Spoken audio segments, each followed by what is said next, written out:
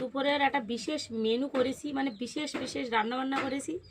তো সে রান্নাবান্নাগুলো তোমাদের মধ্যে শেয়ার করছি। দেখো মানে কি আনকমন জিনিস, মানে অবাক হয়ে যাবে, তোমরাও অবাক হয়ে যাবে যে মানে রান্নাটা কি। দেখো পুঁই শাক দিয়ে হাঁসের মাংস, তোমরা খেয়েছো কিনা জানি না। পুঁই শাক দিয়ে আমার এখানে দেখো হাঁসের মাংস রান্না করা আছে। এই যে দেখাও এই দিকটা, এখানে পুঁই শাক দিয়ে হাঁসের মাংস দেখো। এই যে এখানে কিন্তু হাঁসের মাংস আছে, এই যে তোমাদেরকে দেখাচ্ছি। এই যে দেখো হাঁসের মাংস, পুঁই শাক দিয়ে হাঁসের মাংস আছে। এখানে তোমার কলা দিয়ে দেখো, এটা এখানে কলা আছে, কলা দিয়ে আলু, কলা আলু দিয়ে একটা সর্ষে বাটনা দিয়ে একটা মাখা মাখা মানে গাঢ় মতো করেছি। আর এখানে এখানে আছে এই যে পুঁটি মাছের টক, পুঁটি মাছের টক আছে। তো আজকে হঠাৎ মতো একটু মনে হলো যে হাঁসের মাংস দিয়ে একটু পুঁই শাক খাই।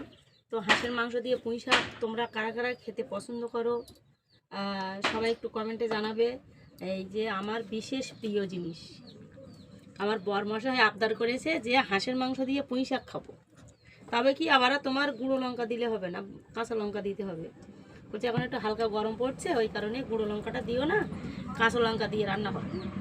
তো দেখো, আর এখানে এই যে হাঁসের মাংস দিয়ে পুঁই শাক রেসিপিটা হয়ে গেছে। আর এখানে কলার তরকারি আছে, আর এখানে পুঁটি মাছের টক।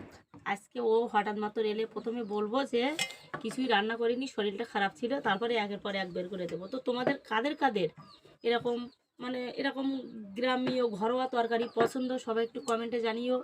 আর ভালো লাগলে সবাই লাইক কমেন্ট শেয়ার করো। আর যদি কারোর ভালো লাগে চলে এসো আমার বাড়িতে আজকে দুপুরে। এই যে টাটা।